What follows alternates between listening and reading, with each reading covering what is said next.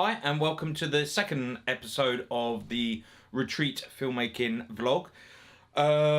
This whole series is meant to give you an insight into us making this low budget feature film.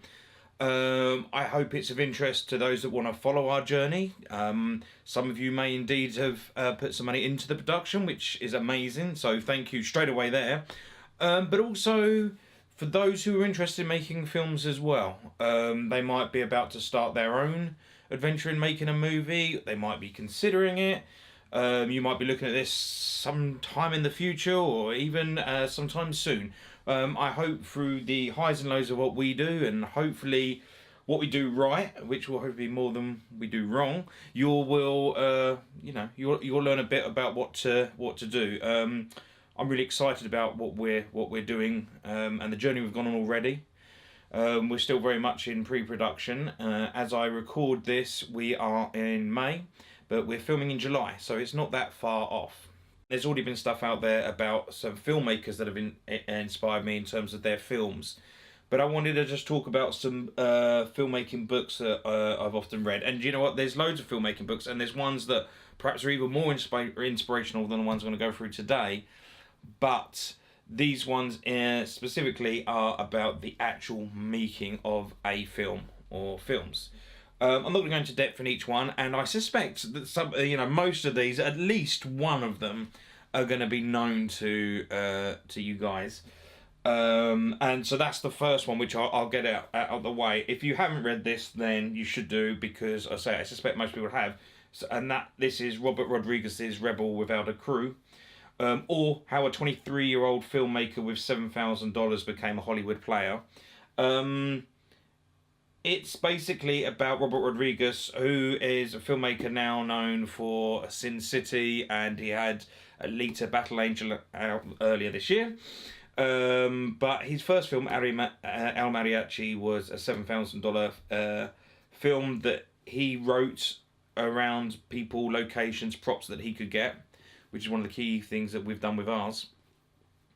And wanted to make a film, so just went and made a film, which is amazing. And this is actually his diary of making that film. And there's great stories. One of the most famous ones is he got that budget by putting himself as a kind of a human guinea pig into medical experiments and that.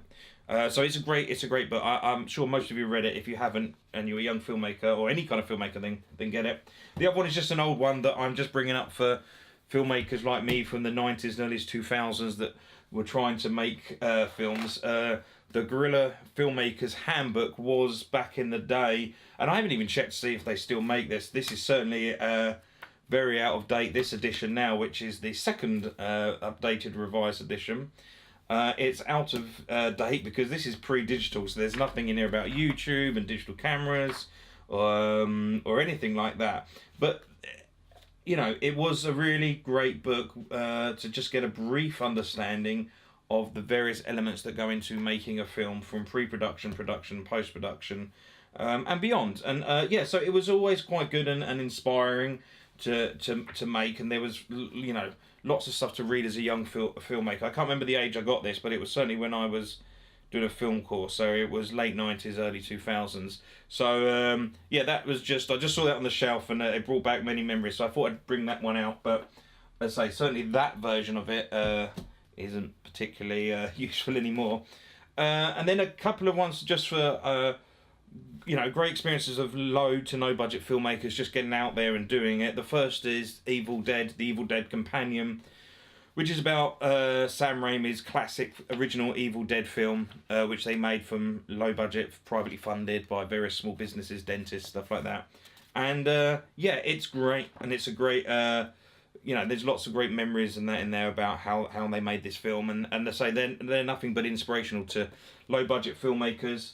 Exactly the same thing, but for Last House on the Left, Wes Craven's film, the making of a cult classic, which it certainly was. It used to be banned when I was young, although it's more readily available now.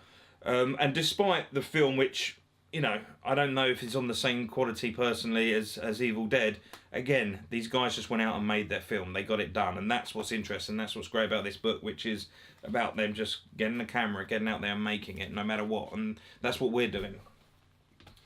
And then finally, one of the best low budget filmmakers out there, which is Roger Corman. How I Made 100 Movies in Hollywood and Never Lost a Dime, which is just really, again, not. It's just great kind of read about someone who just wanted to make films, and I think is as valid a filmmaker as anyone out there, regardless of necessarily his quality of all his films. He certainly started many great careers as well, which you can find out there, and maybe something to discuss another day. But these books and many more that I've got, I didn't want to come out here with a stack of piles, and I'm sure people are going to recommend some. So if you want to recommend any that I haven't mentioned or that I may not know about, then please do. It'd be great to have a discussion if they're ones I've just omitted, or if they're ones that I just didn't know about. That would be great. So do let me know. And like I say, these ones and many more, and many films and filmmakers and stories are an inspiration to most of the work I do, and especially with this retreat feature film. So thank you for watching.